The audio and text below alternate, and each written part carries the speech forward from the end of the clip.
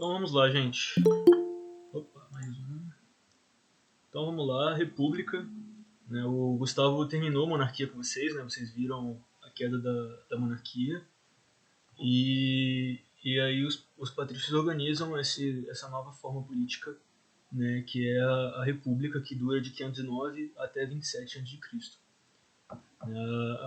República, a palavra república, ela vem da expressão em latim res publica, que é a coisa pública, né, que é uma extrema valorização dos assuntos públicos, né, que eles suplantam os particulares, os assuntos privados. Nessa imagem aí, por exemplo, que a gente do Jacques Louis David, né, de 1689, no contexto da Revolução Francesa, a gente pode ver o Brutus. Não é o Brutus do César, né, é um Brutus do início da República, que ele manda assassinar o próprio filho porque os próprios filhos porque eles estavam traindo a República, né? A gente pode ver o Brutus aqui, eu não sei se vocês conseguem ver, né? Você pode ver também a virtus romana, né? Como que a valorização da virtude do masculino. Isso é uma coisa que na República é desenvolvido muito no imaginário romano, até porque eles vão entrar em muitas guerras, né? Então a importância do militar é muito grande em Roma, até no Império, né? Inclusive isso vai ser replicado por vários impérios posteriores, como a Inglaterra, por exemplo, né? O regime de Roma ele possui características oligárquicas, né? Ele não era uma democracia como Atenas. O regime era controlado pelos patrícios, né? Claro que essa situação foi se atenuando, a gente vai ver que os plebeus vão adquirindo alguns direitos políticos, algumas representações políticas no Senado, mas é majoritariamente uma elite política patrícia, né? Essa questão dos valores virtuosos e ação militar eu já falei para vocês. Então eu vou passar o slide. Deixa eu só vir aqui. Ok. Quanto à organização política, a gente tem um regime de magistraturas, né? Que as magistraturas são os cargos públicos, né, que são eleitos por um tempo determinado, normalmente um ano. Normalmente esses cargos eram eleitos por um ano. E Roma os romanos tinham uma preocupação quanto à reeleição, né, porque eles acreditavam que isso podia concentrar poder político na mão de poucas pessoas, né? Então tinha essa rotatividade, né, assim como Atenas também tinha, né? Aí, entre essas magistraturas, as duas mais importantes que eu destaquei aqui são os cônsules, que eles eram eleitos em pares, e eles eram como se fossem os presidentes, né? Eles eram os chefes do executivo, eles presidiam o Senado, que é o órgão político que vai ganhando muita importância durante a República, né? Muita importância mesmo. Ele comanda a maioria dos assuntos de Roma já ao fim da República. Inclusive, o ganho de poder político do Senado é uma das razões do definhamento da crise da República Romana. E os pretores, que são cargos judiciários, né? Eles encaminhavam os processos jurídicos para juízes, enfim. O Senado, eu já falei, né, de que eles eram responsáveis pela criação de leis e decisões políticas. Né, que aí a gente já viu uma grande diferença, né, da monarquia romana, né, que a monarquia, o Senado tinha um papel de conselho, né, e aqui ele vai ganhando um poder cada vez maior. Né, e as assembleias que eram compostas por cidadãos romanos. Lembre-se que os cidadãos romanos eles são uma parcela muito diminuta da população total de Roma. Né, e as assembleias elas representam a plebe e elas que nomeavam essas magistraturas.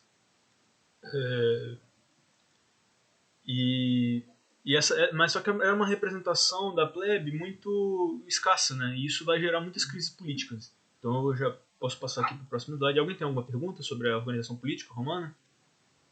Isso é importante, gente. Não? Então vou passar aqui. Tá tranquilo.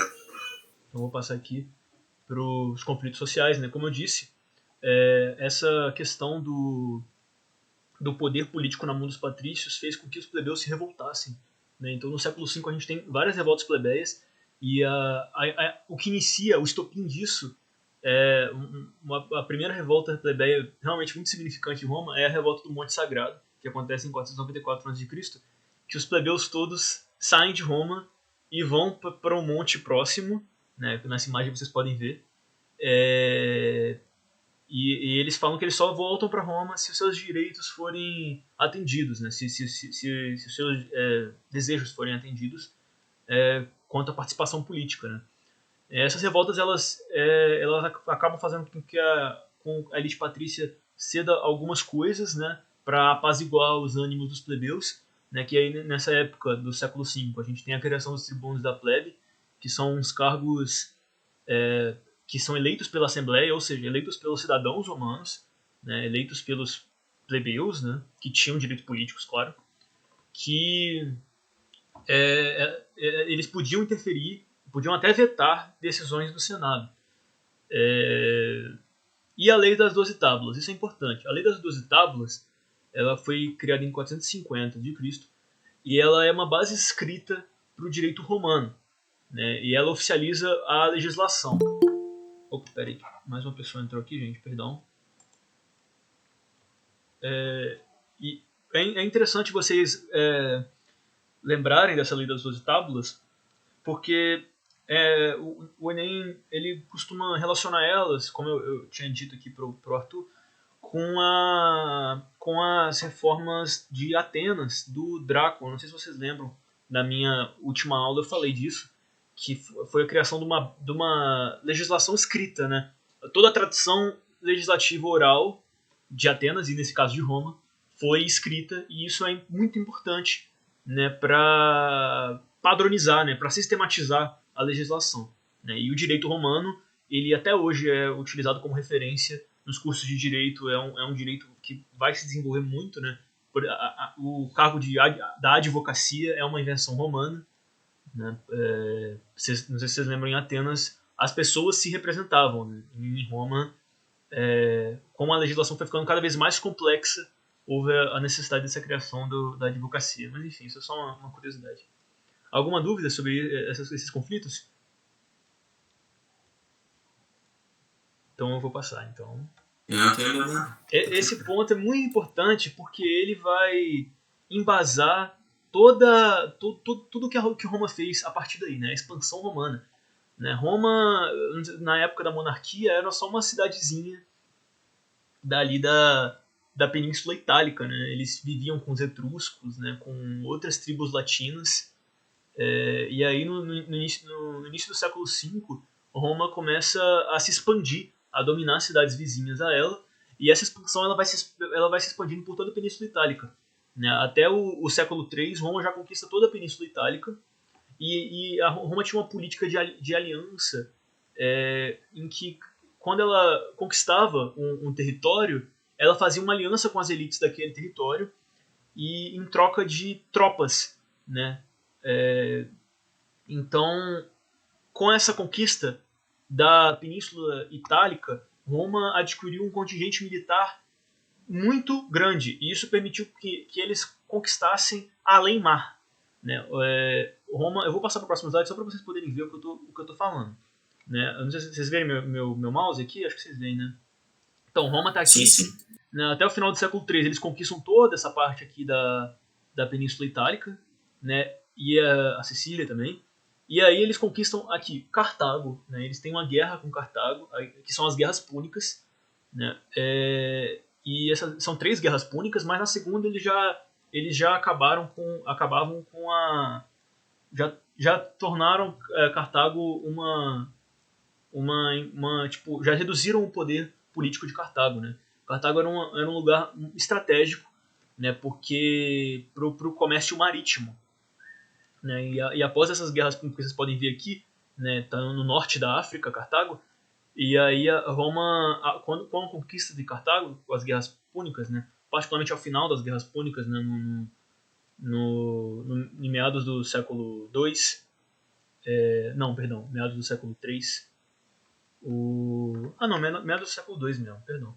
Ela conquista uma hegemonia política no Mediterrâneo, né, tanto que o mar Mediterrâneo, os romanos chamavam o mar Mediterrâneo de Mare Nostrum, né? O nosso mar, porque era realmente deles, né? Eles tinham eles dominavam o comércio marítimo, e isso vai continuar pelo menos até a dissolução do Império Romano do Ocidente. né, que é o que a gente chama de imperialismo romano. Eu botei uma interrogação porque isso é discutível, né? A historiografia não tem um consenso sobre isso. Necessariamente, certamente eles tinham, no quesito de conquistas militares, você pode considerar como imperialismo, mas a, o,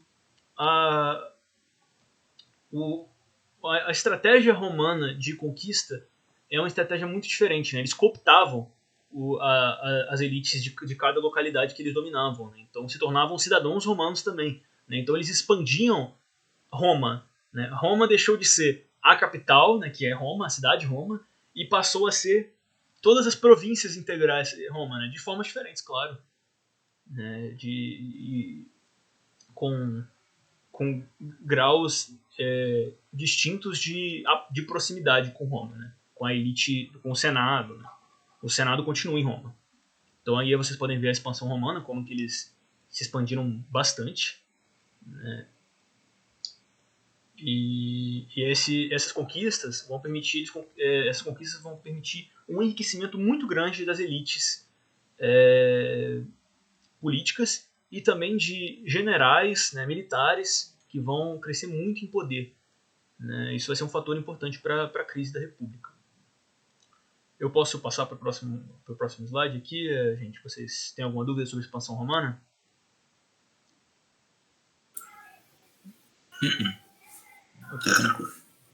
Ok. Então aqui a gente tem as consequências da expansão, como eu falei. A expansão ela faz com que se concentrem muitas terras e escravos na mão da elite política e militar, né? Porque os generais ganhavam essas terras, eles conquistavam terras e ganhavam essas terras. Na verdade, os soldados romanos também ganhavam terras, né? Eles tinham direito a ganho de terras, mas como a gente vai ver depois, eles vão acabar se endividando, esses soldados, e vão vender essas terras. Né? Então, esses camponeses, que eram soldados também, né? Porque todo cidadão romano tinha que servir em guerra, então esses camponeses eles vão acabar se endividando e isso vai ser uma grande crise social em Roma, né? Como eu indiquei aí no slide, né? O crescimento das tensões sociais, os camponeses eles falem devido aos altos impostos, né? Porque manter guerra é uma coisa cara, né? E esses camponeses eles vendem suas terras que eles conquistaram na guerra a grandes proprietários de terra e migram para a cidade. Né? E isso permite a eclosão de revoltas populares e revoltas escravas. Aqui fica um adendo, gente. Tem um filme de Kubrick, que é Espartaco, que ele mostra uma revolta escrava de Espartaco. Ele é um filme bem grande, assim, né? Bem no padrão mais antigo, mas é interessante. Né? Eu recomendo vocês verem, se vocês tiverem saco para ver, porque ele é 3 horas e pouco de filme. Né? Então a gente tem as reformas sociais dos irmãos Graco, né? Que é eles eram tribunos da plebe, né? O Tibério veio primeiro, né? Ele propôs uma reforma agrária em 133 a.C. Olha isso, reforma agrária em 133 a.C. Até hoje a gente não conseguiu uma reforma agrária aqui no Brasil e o Tibério estava propondo isso, óbvio que o Senado não ia aceitar, e ele inclusive foi morto um ano depois, né? Por essas divergências políticas, né? Por seus inimigos mataram ele a paulada, inclusive. E o irmão dele, 10 anos depois, ele propõe a lei fromentária, que a ideia dele era vender trigo a preços menores para pessoas mais pobres, né, pessoas mais carentes.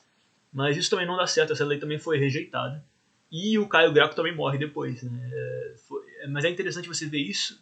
O interessante de ver os irmãos Graco nesse contexto é que você vê como que está instável a situação social de Roma. Né? Ao mesmo tempo que eles têm uma estabilidade política muito grande, né, uma estabilidade econômica também, a questão social deles estava muito instável.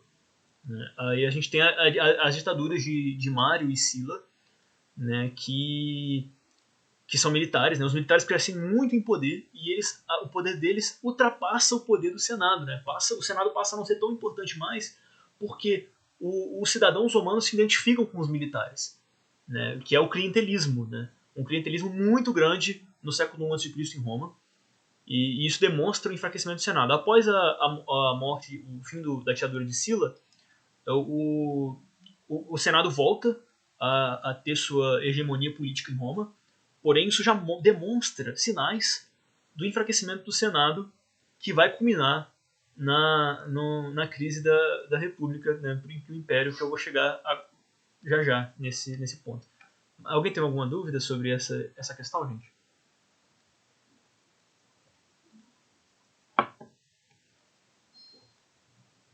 Não? Então eu vou passar para o próximo slide. Então aqui, gente, a gente tem a questão dos triunviratos. Né? Em 60 a.C. se forma um triunvirato, que é um governo de 3 homens. Observação que esse primeiro triunvirato ele era informal, ele era uma aliança política informal, né? Entre Júlio César, Pompeu e Crasso. Né? Vocês devem conhecer Júlio César e Pompeu, que são muito famosos, Crasso também. Né, que eles usavam um controle político. Eles eram 3 grandes generais, mas só que a aliança política ela era boa para todos, porque o Júlio César, por exemplo, ele era um grande general, mas ele não tinha tanto cacife político como Pompeu, mas o Pompeu também não tinha tanto apoio popular. Enfim, é uma questão complexa que fez eles fazerem esse triunvirato, que acaba acabando, né, com a morte do Crasso em 55 a.C. A morte dele, depois a morte da filha do César, se eu não me engano, que ele promete, ele dá a filha dele a casamento a Pompeu. Então essas circunstâncias desfazem o laço político desse primeiro triunvirato e inicia uma disputa entre César e Pompeu. E você tem que entender que não é só entre César e Pompeu, gente, porque eles eram grandes generais e eles tinham uma massa de clientes, uma massa de soldados que serviam a eles, né? Porque eles concediam benefícios aos soldados em troca da fidelidade desses soldados a eles. Né? Então eles tinham um exército, né, particular, cada um tinha um exército. Né? E o César ele estava em uma atividade militar na Gália, né? E enquanto ele estava nessa atividade militar, o Pompeu e o Senado acabam traindo ele, né? Então ele entra em Roma em 49 a.C. Ele entra em Roma com seus exércitos e se proclama ditador. Né? Ditador é um cargo político romano, né? Eu não sei se eu falei com o Mário e com o Sila, que ele era em momentos de crises políticas que você tinha todo o direito político, né? Você tinha controle total sobre a política do Senado, não total, mas era um grande controle em comparação com os cônsules, né? E aí essa proclamação do César de ditador causou uma guerra civil, né? A Segunda Guerra Civil Romana. Alguém entrou bem atrasado aqui na nossa aula. E causou uma guerra civil que acabou, né, na sua morte em 44, que foi tramada pelo Senado. Né? Ele foi morto pelo próprio filho, né, se eu não me engano. E após a morte do César, se forma um segundo triunvirato, inicialmente para investigar a morte do César, né? Com Marco Antônio, Lépido e Otávio, ou Otaviano. Né? O Otaviano ele era filho adotivo do César, então ele tinha um grande respeito pelo César. Acaba que acontecem umas intrigas políticas muito grandes. Né? O Otávio acaba disputando poder com o Marco Antônio, né? E que o Marco Antônio inclusive se alia com a Cleópatra, né? Que vocês devem conhecer, né? Do Egito. Mas acaba que o Otaviano, com o apoio do Senado, né? Claro, nenhuma decisão política assim de golpe acontece sem apoio, gente. Então, com o apoio do Senado, o Otaviano derrota o Marco Antônio em 31 e se torna imperador, né, de Roma em 27. Antes disso, com o apoio do Senado e das elites econômicas e políticas de Roma. Né, e ele se autoproclama Augustus, né, que é algo como sagrado, iluminado, para vocês verem como que o imaginário é muito importante para fomentar a política, né? Fomentar a liderança política. Né? Inclusive, o Otaviano, ele, quando ele inicia o Império, né? ele toma o poder, né? O poder político se concentra nele totalmente. né? O Senado passa a ser apenas conselheiros, né? Voltam a ser apenas conselheiros, e ele também é sumo pontífice, ou seja, ele também tem ele também é o chefe religioso, né, de Roma. Então é assim que... E o Júlio César, ele se torna uma espécie de deus, né? Eu vou passar para o próximo slide que vocês conseguem ver. Esse daí do lado é o Otaviano, né, no lado esquerdo de vocês. Né, e do lado direito é uma moeda romana, né, na época do Otaviano, que vocês podem ver escrito Augustus, né, de um lado, e do outro lado Caesar, né, César. E no verso da moeda tem um brasão de oito feixes de luz, escrito algo como Divino Júlio, né? Que para vocês verem como que o Júlio César ele se torna algo mítico mesmo, né? Um imaginário todo construído para César, né? Vou passar aqui, né? O Império Romano, né? Começa aí 27 a.C. e termina apenas em 436 d.C. Esse asterisco aí é porque essa data é referente ao Império Romano do Ocidente. Né? Como vocês vão ver depois, né? Eu acredito que o Gustavo vai passar isso, eu não vou passar isso, não vai dar tempo. Mas o Império Romano vai se dividir em um momento e apenas o do Ocidente que vai cair, né? Para os bárbaros, né?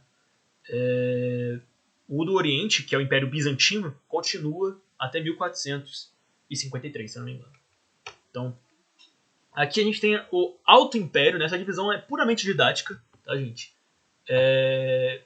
Que é a época do apogeu do Império Romano, né? Que eles tiveram o máximo de terra, sua máxima extensão, né? Máxima estabilidade política. Né? Depois do século III, Roma vai começar a definhar, né, politicamente, isso, claro, referente ao Ocidente romano, né? Depois eu vou mostrar o mapa e vou especificar melhor isso. Né? Então o governo de Otávio e de seus sucessores imediatos, ele se marcou por essa estabilidade política, econômica e militar. Né? Ele resolveu os conflitos sociais se preocupando com a pacificação do Império, né, que é a Pax Romana, muito famosa Pax Romana, é importante vocês lembrarem disso. A Pax Romana, um tempo de estabilidade das fronteiras de Roma. Né? As fronteiras romanas da República se mantiveram durante o Império. Né? Claro que o Império expandiu também. Né? Tanto que a maior extensão de Roma foi durante o Império no século I, se eu não me engano. Depois de Cristo, claro. E o Otaviano ele cria uma complexa burocracia estatal, né, com uma hierarquia de funcionários públicos muito complexa mesmo, e distribuição de cargos, né, concessões de cargos políticos para cooptar as elites sociais, as elites políticas e econômicas de Roma e tornar um império coeso. Né? Então, durante essa época, né, até o século III pelo menos, a economia prosperou bastante, claro, com uma base de mão de obra escrava, e se incentivou muito o comércio entre as províncias, tanto que Roma vai ter uma rede de estradas espetacular, né, que até hoje ela rende muito para... até hoje vocês lá na Europa tem as redes de estradas romanas, grande parte delas, né, e eu vou mostrar um mapa para vocês depois. Além dessas medidas, né, foi criada durante o governo do Otaviano também a política do pão e circo. Muito importante isso, inclusive para a redação, tá, gente? Política do pão e circo, que é uma política em que se distribui pão, né, e se financia espetáculos para manter uma coesão social, né, para os mais pobres, né, de forma que impedisse revoltas, entende? O medo de revoltas sociais, como em todo o império, era muito grande em Roma, até porque foi por isso que a República caiu bastante. Né? A crise da República, né, as revoltas sociais, desde lá do século II, que eu expliquei para vocês agora, né, elas vão ser evitadas com essa política do pão e circo. Né? Aqui tem um mapa da rede de estradas que eu mostrei para vocês, é muito incrível isso, né? Eu acho muito incrível. Fora que eles dominavam também o comércio marítimo, tá, gente? O Mediterrâneo era deles. Todo o Mediterrâneo aqui era deles. Né? E essa aqui é Roma, não em sua máxima extensão, tá? Mas na média essas eram as fronteiras fixas do Império. Né? Eles vão se expandir bastante também, um pouquinho aqui para essa parte aqui, ó, da Península Arábica também, eles vão se expandir depois, mas basicamente é isso daí, né? É um império muito vasto, muito coeso politicamente, e ele só vai dar sinais de definhamento no Ocidente, claro, né? Aqui, a partir essa parte aqui para cá, gente, onde vocês conseguem ver meu mouse, essa parte aqui para cá, assim, é o que se vai passar a ser o Império Romano do Oriente, mas isso fica para a próxima aula, claro, porque o nosso tempo já está acabando, né? Então essa aula aqui finaliza por aqui. Vocês têm alguma dúvida sobre sobre a questão do Império, gente? Falei muito aqui. Nenhuma dúvida? Não, tá tranquilo. Entendi. Então, quanto ao conteúdo é isso, né? Eu não vou passar mais coisa, até porque falta 2 minutos para acabar a nossa aula. Então, eu gostaria de falar com vocês, gente, para vocês falarem, se vocês se interessarem, né, e falar também com o pessoal lá, não sei se eles leram, quanto ao grupo de estudos que eu comentei com vocês na última aula que eu dei, né, que eu acho que vai ser uma experiência muito legal, né, para todos nós. E tô pensando numa coisa que não seja muito pesada para ninguém, né? Reuniões, sei lá, quinzenais, sabe? Uma coisa bem levezinha, mais pra gente fomentar discussões, né? E dar espaço, né, para vocês falarem, né? Porque acaba que em 30 minutos fica uma coisa muito expositiva, fica só eu falando aqui, falando, né? Eu acho que é interessante a gente conversar, até porque é um momento de aprofundar coisas, né? Também coisas para redação, né? É interessante, né? Então, se vocês se interessarem, eu acho que vai ser uma boa.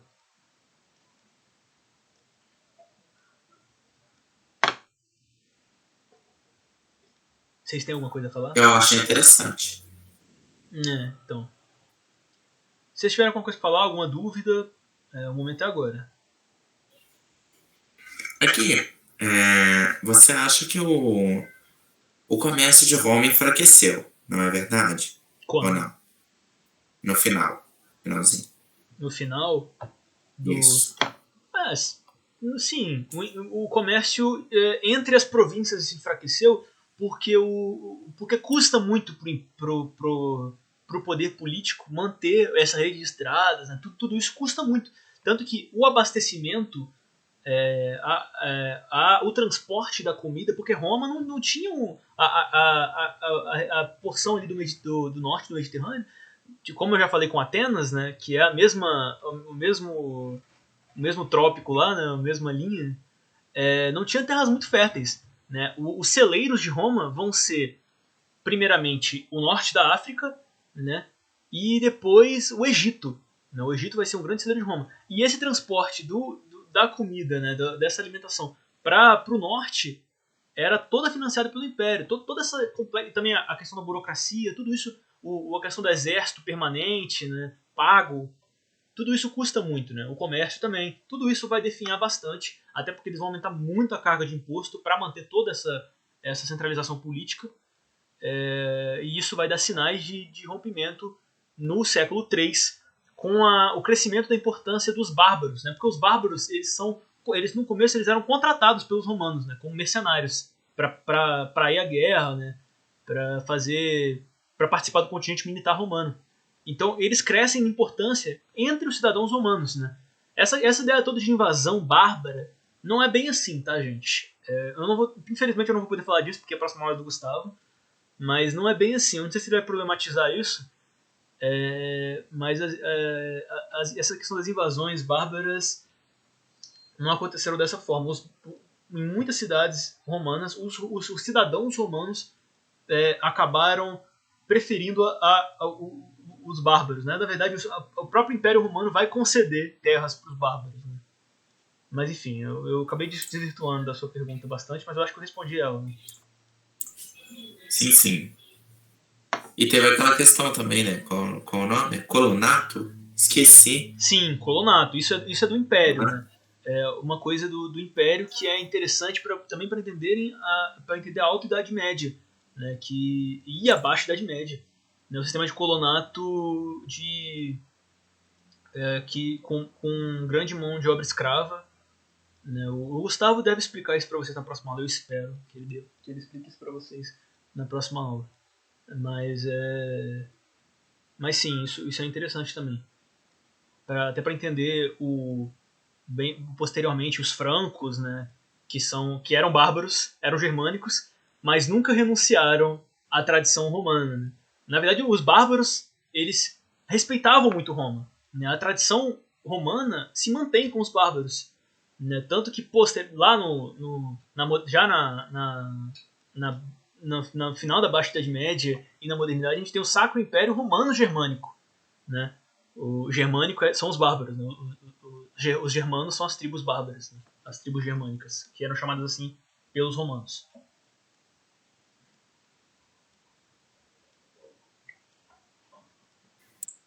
Então é isso, gente.